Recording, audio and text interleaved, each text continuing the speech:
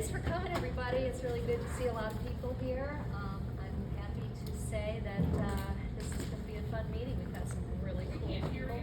You can't hear me? I'll talk louder. Okay, I'll talk to people in the back of the room.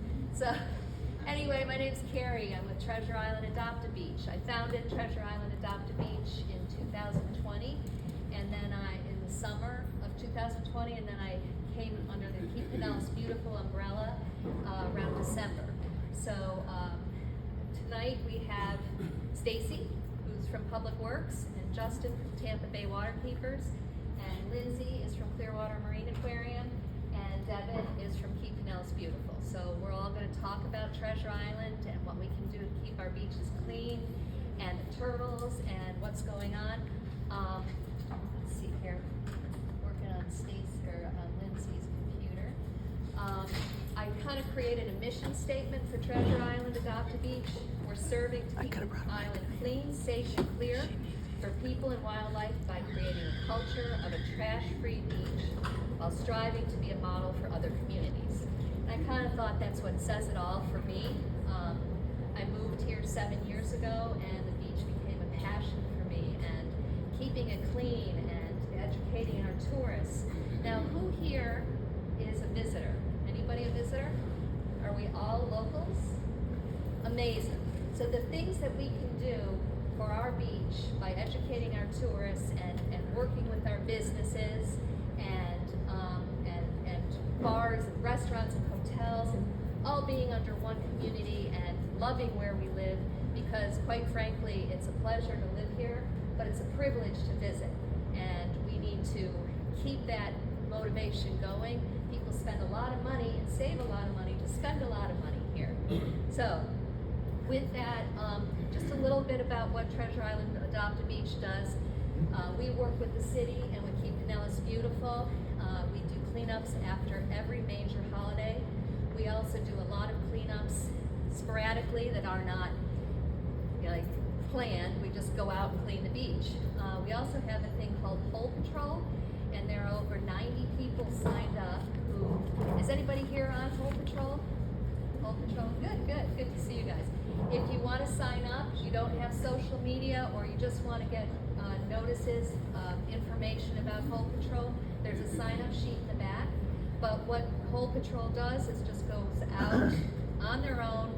They man the beaches, they walk the beaches, they monitor, they look for holes and fill them in.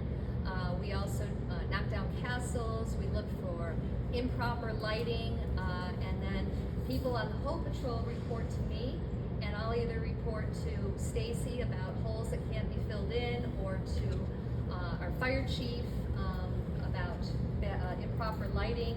I'll report to Lindsay and say, oh my gosh, there's a turtle nest that's been disrupted. And so we have kind of a really cool thing going on right now. So that's some of what we do. We also work with caddies, which is a pretty cool thing. Sometimes in the spring, the college kids come, and they come in buses, and there are hundreds. And when I say hundreds, there could be 1,000 kids just north of Caddies. And what they do is they email me or text me, and they say, they're here. And so we go down with trash bags, and we actually walk the beach, and we hand them out to the kids, who all are like, wow, we remembered our beer, we remembered the Frisbee, we forgot the trash bag. So it's really cool to see those keeping those beautiful trash bags sitting by the trash cans and knowing that the kids are cleaning up. So that's about Treasure Island Adopt-A-Beach. And what I want to do, all these folks are going to be talking about Treasure Island, and I've done that, and you guys will hear more. I want to talk about my recent trip to Costa Rica and my excursion to go see the green sea turtles nest on the beach. And I get really emotional about it, but I really believe in think globally and act locally. I've seen it work here. It's an amazing thing when you see the people participating and coming together as a group, as a community, and really working on keeping the community clean. It works globally. And so I traveled from Florida to Costa Rica, and I went on a ecotourism tour with 18 like-minded people. They were from zoos across the country, aquariums from across the country. They were professors. They were natural wildlife photographers, professional photographers with their work in National Geographic. And there's little old me and two of the biggest, best guides in all of Costa Rica teaching us about the turtles, the environment, the plants, the reptiles, anything, the fruits, the vegetables. It was such an educational experience that I brought it back to share with you guys. So there we all are. It was so fun to sit at dinner or wherever we would go, and we're not sitting there going, so how many kids do you have? It was like, I want to know about the green sea turtle, and you were talking about that bird and that insect, and it was crazy. It was just really, really exciting. So part of what we did on our second leg of the tour is we went to Tortuguero, and that's on the Caribbean side of Costa Rica. And what happened was when I found the map of Tortuguero, I was like, it's like my treasure island. Oh my gosh, look at this. And so the only thing it doesn't have is the bridges to get over there. Not yet. But we take a boat, and here's the shoreline, and here's a little town, and here are the people's homes, and they live there, and they prosper because of what has happened there. And this is us on the trail. But what has happened in Tortuguero in the 1950s, a man named Archie Carr went down and he started investigating and researching and finding out about these green sea turtles and how many of them come up. 400 of them come out every night to nest on the shoreline, on the beaches, and then go back out in the water, and a couple days later come back, and 400 a night. I mean, you can imagine, and I'll tell you about that in a minute. But we walked the beach, and there were turtle tracks everywhere, and it was so incredible. Back to Archie Carr, he was there in the 50s, and he noticed that the townspeople were killing these turtles. They were killing them for their meat, their shells. They were digging up their eggs for aphrodisiacs. It was a mess. And he educated the town to tell them that what you're doing is you're killing off your livelihood. And what we need to do is we need to respect these turtles. We need to protect them. And he taught them how to respect the turtles, and then they turned the town around, and people go there specifically to watch the turtles nest, to watch the turtles hatch, to enjoy this amazing third world treasure island. And it is quite an experience. It's very third world. The beaches are beautiful. There's no trash on those beaches. And what happens is these people have made their livelihood because of the turtles.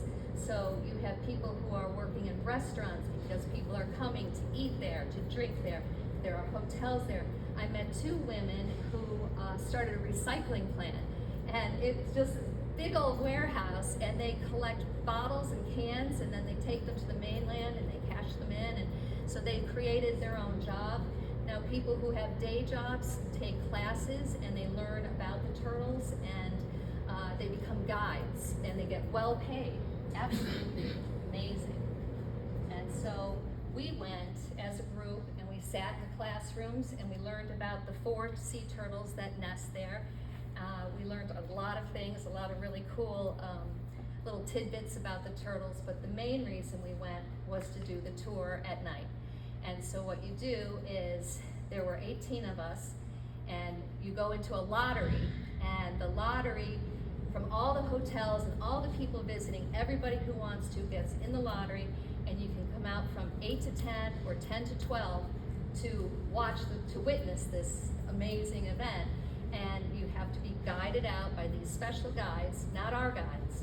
And so we get off the boat, and we go into this shelter, and it's dark, and they say you can be here anytime from 5 minutes to 2 hours waiting for a turtle. Well, we weren't there 30 seconds, and they're like, we got one for you. And what they do, the guides are all in black, and they stay up towards the tree line, and when they witness a turtle coming up, they wait for her to get settled, to dig her hole, and that's when we come out. And so our group of 18 was split in 3, and 5 or 6 of us walk up at one time. And these are not pictures from there, because you cannot bring your camera, you cannot bring lights, you have to wear dark clothes. But so the turtle comes up, and she's dug her hole, and she starts to lay her eggs. And I literally was right here. I could have put my hand out and grabbed her eggs. Of course I did not.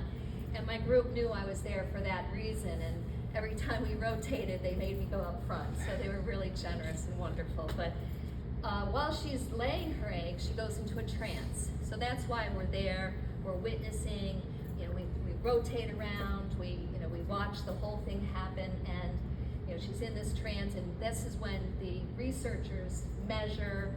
They'll count the eggs. They might tag the turtle, that kind of thing. So we made the rotation. Now she's done laying the eggs, and she uses those same flippers, and she starts flipping the sand, and we're standing there, and the sand is flying all over us, and it was almost a spiritual experience. But then she turns around and she camouflages, so she makes it so that it looks like the nest is somewhere else, and then she'll make her way back to the water.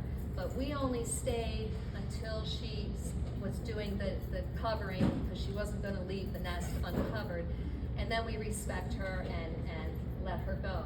But by the time, when we were there, it was a full moon, and looking down the beach, watching these amazing creatures come up and nest, in other areas. And we watched one come up, and she did a false crawl because she got spooked, or she didn't feel it was right.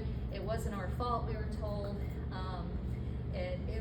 It was amazing. So then, we were back at our hotel by 9:30, 10 o'clock at night celebrating, and it was a lifetime experience. So I wanted to share that with you. And I also wanted to tell you, while I was there, we certainly saw our share of bugs and sloths and snakes and green frogs, all sorts of poisonous stuff that was creepy and scary. You have to know that I'm not that person. So, and I'm with all these zoologists and these aquarium people. And this girl who runs the zoo in the Panhandle, she's like, I don't know what the hell that beetle's called, but that's how big it was. And she goes, "Do you want to hold it?" And I'm like, I can't go, ew, no. Oh no, thanks. So we saw a lot, and toucans and these crazy crabs and howler monkeys that wake up in the morning and screech, and you freak out. And they're the best fruit you'd ever taste in your life. And that's what I want to tell you about Costa Rica. So our next beach cleanup is Monday night. If you want to sign up, 5:30, we're going to meet right out here, and there's the email sign up in the back of the room. And does anyone have any questions? Oh wait, I want to thank the mayor and the city manager for being here.